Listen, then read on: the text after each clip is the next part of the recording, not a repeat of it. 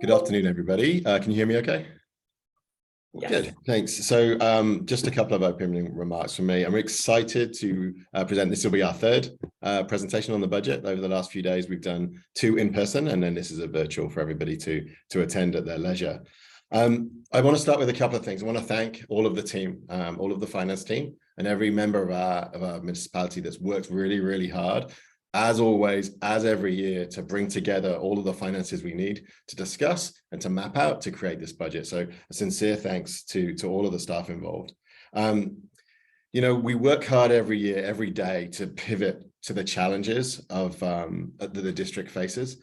And testament to the kind of work we're doing. This year, again, we won the Distinguished Budget Presentation Award from the financial organization that we report through to. So just wanted to say that because it gives some confidence that we continue to strive to be the best in our budget. You know, we have one taxpayer and we work very, very hard to manage as the custodians of the funds.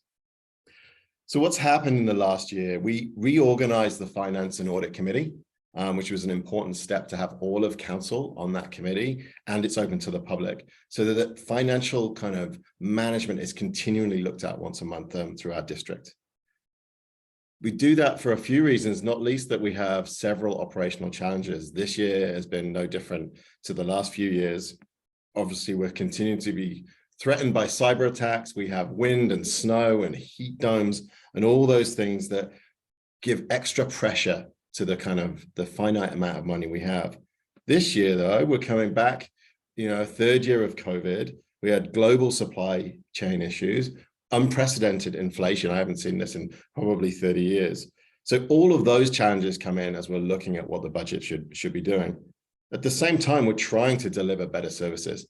We're responding to the new needs and making sure our services are delivered in the way that our residents and visitors expect. So to do that, each year we sit down and say, right, how do we do things?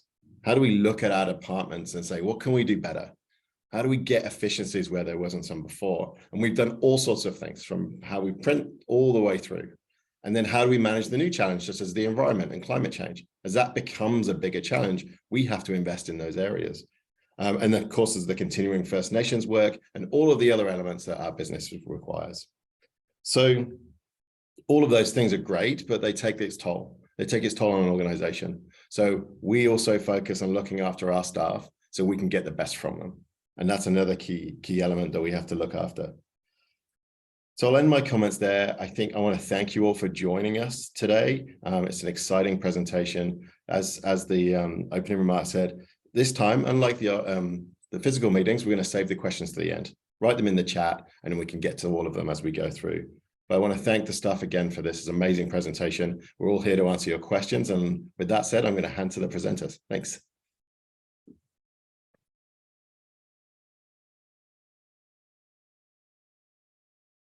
Good afternoon, everyone. I think Ms. Gordon, would you like to say a few words? No, I was just going to say we should go ahead because we don't have very much time. Thank you. Okay, I am going to share a screen here. Just give me a second.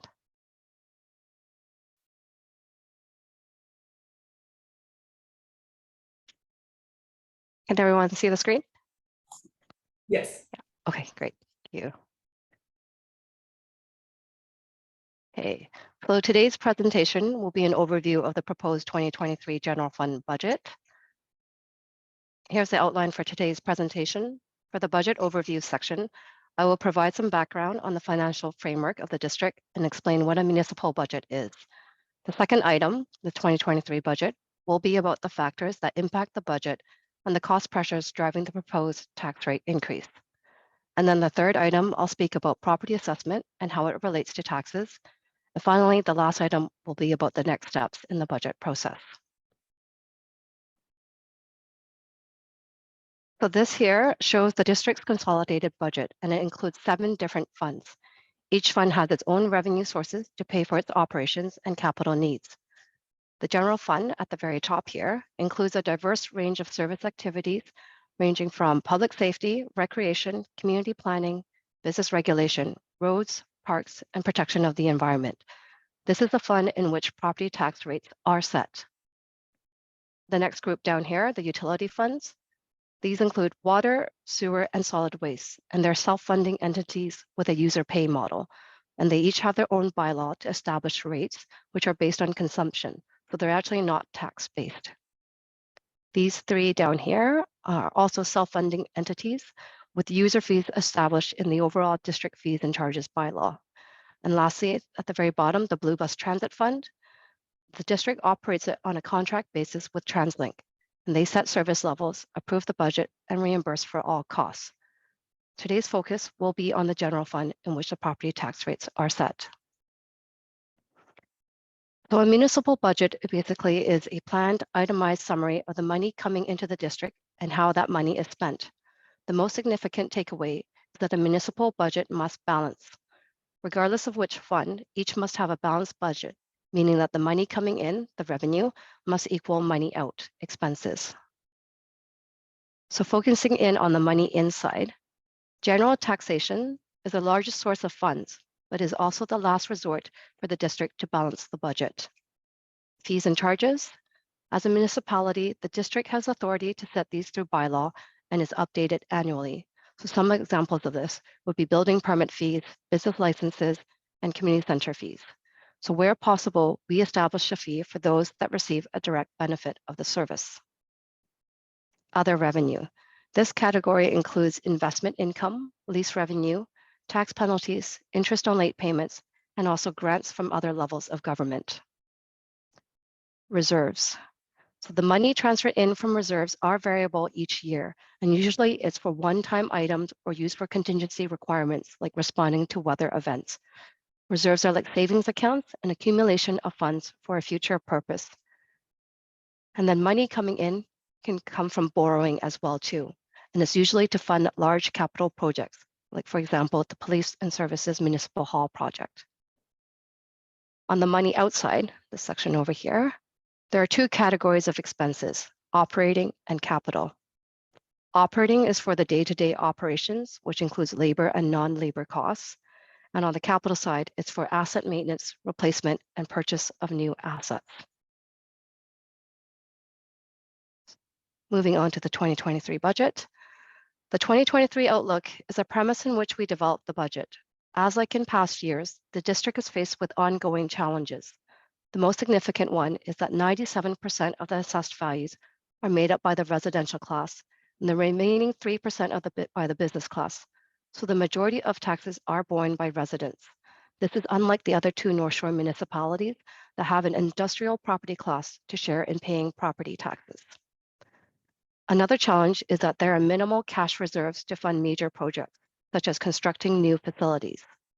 And lastly, the district has limited revenue sources. After taxation, fees and charges are the next largest source of revenue, with a considerable portion from building permit and development application fees. And these fees are driven mainly by the housing market, in which the district has no control over. In addition to these ongoing challenges, the district is faced with other difficulties for 2023. A high inflation rate, putting pressure on collective agreement negotiations that the district is currently undertaking, and inflationary increases on services and supplies required to operate. This is also exacerbated by the global supply chain disruptions that are still affecting the economy. A further challenge that the district is confronted with is responding to more weather-related incidences caused by climate change, while also continuing efforts to protect the environment and natural resources. And lastly, deferred asset maintenance remains a problem for the district because capital investment was significantly reduced during the pandemic, and this will be explained later in the presentation. Here are some key notes about the operating and capital budget for the general fund. Overall, the budget is built based on services resuming to pre-pandemic levels, especially in the community services area. The next 3 points here are related to revenue. With the rise in interest rates to curb inflation, it is anticipated that rates will continue to be high, resulting in greater interest earned on investments. And then there is also new taxation revenue due to non-market change from new construction, and that is primarily from the Gateway and Sewell's developments being added on to the tax roll. And offsetting the additional revenue, it is anticipated that building permit revenues will drop from the downturn in the housing market, as mentioned previously. These last 3 points here are related to expenses. There are cost pressures passed on from the external parties that the district has no control over. And there are also cost pressures to achieve expected service levels, including addressing climate change impacts. These costs can't be mitigated or absorbed into the existing base budget. Furthermore, staff are recommending new program requests to enhance service levels and to provide for new programs. On the capital side, the work program is established based on asset management plans. The priority is to catch up on deferred maintenance on projects that were either delayed because of the pandemic or because of lack of funding in prior years, and then performing regular scheduled maintenance on assets. Deferred maintenance will continue to be an issue until the asset levy funding is sufficient to pay for asset maintenance. Therefore, it is proposed to increase the levy to reduce the gap between funding and the optimal level of investment. More details will be provided later in the presentation. I'll pass it over to Janice to continue. Hi, everyone. Thanks for coming. From here on, I am going to take over the presentation and provide detailed information about 2023 budget. So that this current slide is the income statement for the general fund budget as compared to the 2022 approved budget.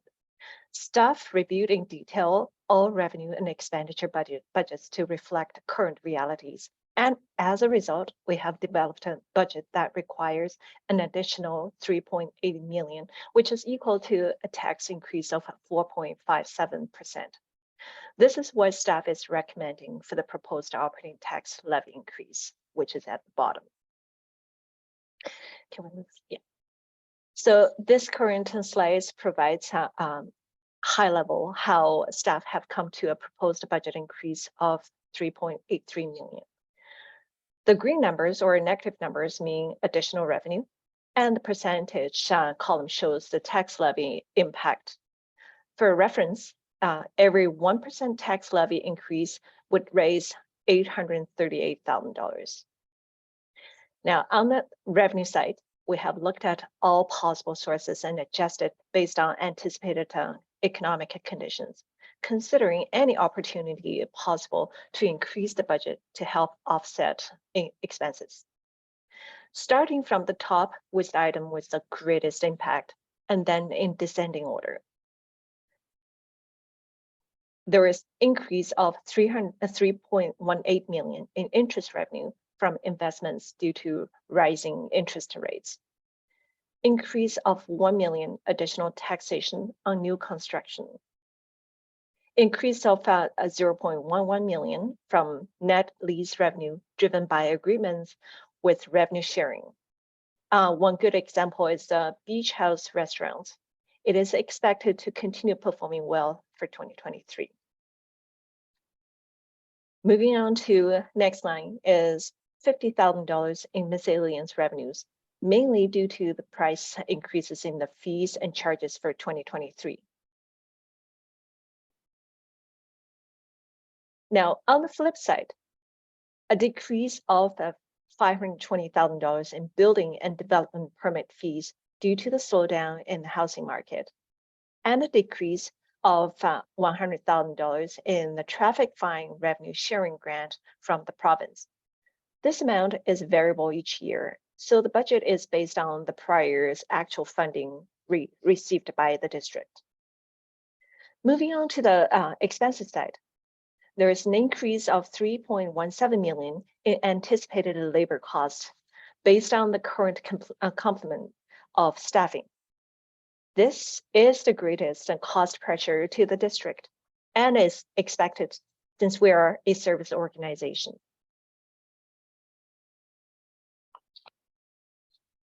Increase of 1.36 million in uncontrollable costs relating to contractual obligations from external parties and inflationary increases. Two areas that we're seeing high cost increases are in the police department and IT. For the West Van Police Department, we're seeing significant cost increases downloaded from external agencies. One good example is Ecom. We're contributing to the transformation plan and implementation of Next Gen 911. The other big increases is from JIBC, Justice Institution of BC, Police Academy. they are charging training fee for new recruits at each $22,000 each. On average, the police department will hire 9 to 10 new recruits each year. This cost, worth mentioning, this costs are not unique to West Van. It applies to all other police departments as well. On the IT side, annual maintenance costs for the district's hardware and software assets, we're seeing an average increase to existing agreements around 8%. Now, the last item is 0.79 million in additional costs to achieve expected service levels, mostly in the parks area, including trail repair, maintenance on new parkland, washroom cleaning services, watering and drought mitigation, and also tree work on private and public property. There are 3 full-time employees requested to support this work. 2 of the 3 to create a new trails crew, and 1 for an arborist. There's also 1 additional FTE requested for the IT department. This position is for a junior business systems analyst. This is required because there are a growing number of business applications used as the district moves forward in technology to provide better service to residents. So altogether, there are 4 FTEs. As we mentioned before, this budget is based on the assumption that we're going to all the services will be resumed to pre-COVID levels. Community services is planning to resume all full operations to pre-COVID levels, and there is a net contribution to the bottom line budget of $170,000. Next line is the contribution to capital of increase of 1.21 million. What this is essentially is in each year, a portion of the operating budget includes a transfer to fund the capital program because the asset levy is insufficient to pay for the annual asset maintenance work that is required.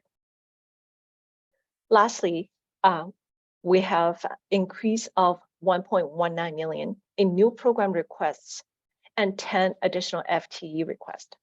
The new requests are staff's proposal to enhance service levels or to provide new services, so there is a discretion on what can be included here. I will go over the details of these new requests on the next slide. All of these items total 3.83 million with 14 additional FTEs requested. This equals to an operating levy increase of 4.57%.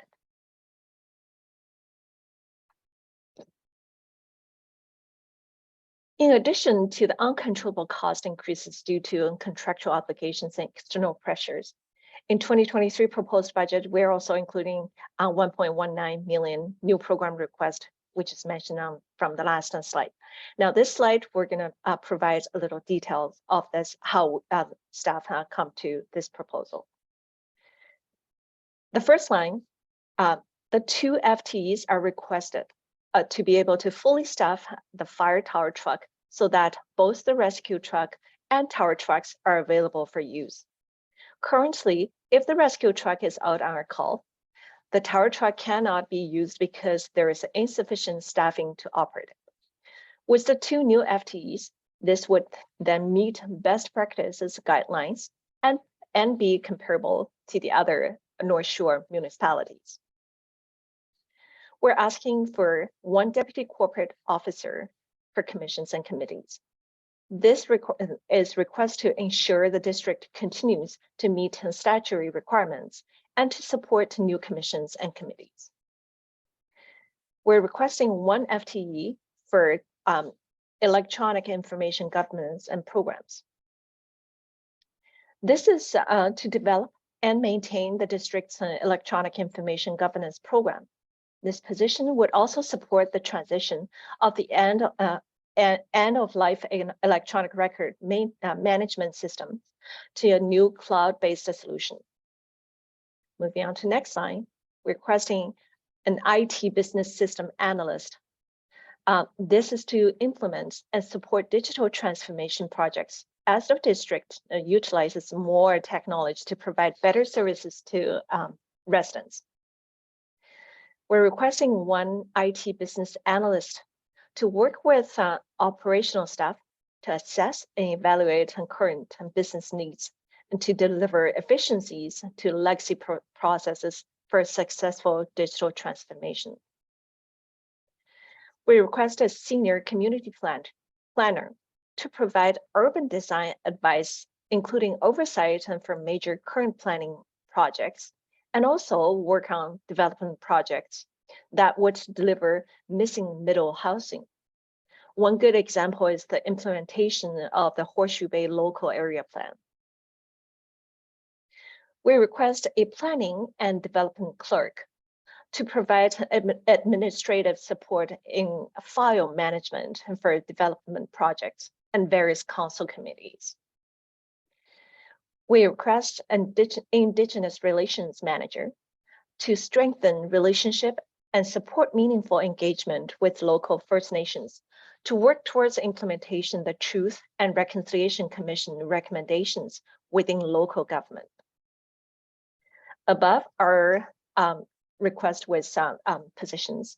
Now the last two lines are now position request. The first one is, sorry, I missed one line. An Aging in Place program coordinator is requested to support West Vancouver seniors and their families in navigating the aging process. This program started in 2021 by way of a grant funding and then continued in 2022 with one-time funds from the district. This request is to make the program a permanent service to the local residents. Additional funds are requested for foreign language social media and advertising programs so that the district can build a more diverse, actable, and effective communications program. Lastly, $10,000 additional funds are requested for the National Indigenous Peoples Day celebration event to create more opportunities for engagement and collaboration with Indigenous communities. Overall, that's a 10 FTE request and $1.19 million, which equal to 1.42% in tax levy increase. Now, moving on to 2023 capital budget. These two tables here summarize the 2023 capital program and how it is funded. The capital program is based on asset management plans, which are reviewed and updated each year. The table on the left shows that 87% of the capital request are to maintain and replace existing assets, with 45% in the asset preservation category, which is to address deferred maintenance. What we want to see in the future are more requests in the regular asset maintenance category to ensure the district's assets are in optimal condition for peak performance. The table on the right outlines the funding sources for the 2023 capital program. 91% of the funding comes from the asset reserves, and the remaining 9% from other reserves and external funding. Within the asset reserve funding, 48% will be from the 2023 asset levy, which includes a proposed 1% increase, and the rest of 14% from the operating budget contribution, and the remaining from an accumulation of prior years' funding that wasn't fully expended. Now, this slide is showing the graph on this slide is based on data from last year's annual asset management work for the general fund assets. Staff review and estimate the maintenance and replacement costs for all district assets over a 20-year timeframe. Based on these cost projections, it is estimated the average annual cost of maintaining these assets is $17.7 million, This annual asset management work is a start point for the capital budget requests. The current slide is the capital investment slide.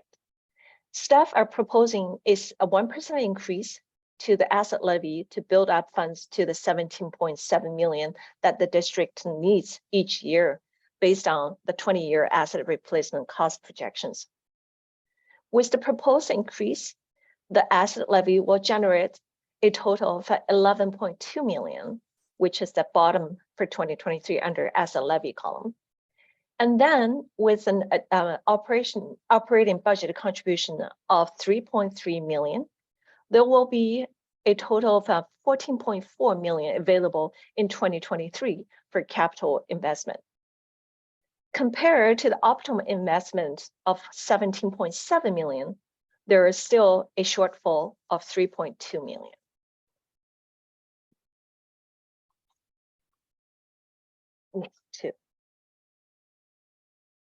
Now we're moving on to environmental levy. In the moving on to the environmental levy was established in 2022. Staff are proposing an additional 0.50 increase to further support the goal to protect the nature environmental and adapt to climate change. In the 2023 capital program, there are approximately $500,000 in projects proposed to fund it from the environmental reserve. And this includes paying for the one-time incremental costs to replace gas-powered vehicles to full electric vehicles, and also one project for shoreline protection works. The remaining projects included are incentive programs such as heat pumps, as well as community outreach programs. Okay, so we'll switch gears here a little bit and talk about property assessments and taxes. So this graphic here illustrates, This graphic here illustrates how property assessments relates to property taxes. A common misconception is that if property assessment values increase, property taxes will increase. And that is not true because the tax rate is adjusted downward to account for value changes. So the same amount of funds will be collected if there is no property tax increase. So the key item to note is the average change for your property class and your own assessment change relative to the average. So you see for number 1 here, if your value change for your property is lower than the average change, taxes will likely decrease. If your assessment was similar to the average change for the property class, then taxes likely do not change. And if your value change was higher than the average change, then taxes will likely increase. This is an example of a property assessment notice. What you want to pay attention to is this graph that I circled on the right here. It shows what your property value is compared to the average in your municipality. And for West Vancouver, for Class 1 all residential, the average increase is 5.2%. And if you break it out a little bit further between single family and strata, single family was an increase of 5% and strata 5.6%. So based on the split here, you'll see that taxes slightly shifted onto the strata from single family. Each year we produce what we call a heat map to show property assessment changes visually. So the majority of assessments went up between 5 to 10%, which is this green color on the map here. Neighborhoods that saw significant increases include Horseshoe Bay, Eagle Ridge, Glen Eagles, Altamont, and then British properties in this area. This means taxes would most likely shift to properties in those neighborhoods. This map is available on our budget webpage, and it is interactive, so you can zoom in to take a closer look at it. Just for comparison, we also have last year's assessment, and we applied the 2023 legend colors to it. And you'll see that it's mostly yellow and red because last year's average increase was 19% for West Van.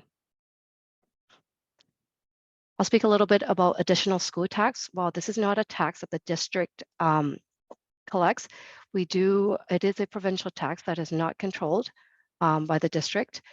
We do collect it on our property tax bill and then we remit it to the province. So even with the rise in assessment values, looking at the change from the prior year, about 40% of properties in West Van is assessed or is the tax is applicable to.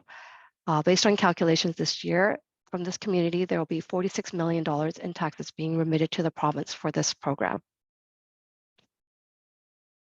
The homeowner grant is also a provincial program, and it reduces the amount of property tax that you pay for your principal residence. For 2023, the threshold increased from 1.975 million to 2.125 million. So the province does adjust the threshold depending on changes in property assessments. And it looks like for the 2023 assessment, it's a slight increase in the number of properties that, that will receive the homeowner grant in the full amount. So with the proposed tax rate increases for the district, for the average single-family detached home assessed at 3.76 million, it would mean an additional $350 in taxes, and then an extra $158 for the average strata unit assessed at 1.7 million. So here's an example of what it would cost a single-family detached home with a typical utilities consumption pattern for district services. It would be an increase of $514. So just to mention that this does not include other taxing authorities levies like the school district, transit, or the regional district. Pass it back over to Janice. Okay, so I'm going to talk about the budget process. Well, what's going on right now is the part of a crucial and important steps in the entire budget process. We had planned for 2 in-person budget information meetings, which happened on January 24th. The current session is a virtual session. We also provide an online forum, which is on the westvancouverites.ca/budget. On that webpage, we provided a lot of the detailed information and for the budget. We have a preliminary financial plan for 2023 documents. We also have budget highlights and also information for property assessments, property taxes, and utility rates. We also have a forum for the public to share comments and feedback. So this forum is opening up to the public from January 18th to February 3rd, 2023. And staff will post the link to the, staff will post the questions received online along with the response for public viewing.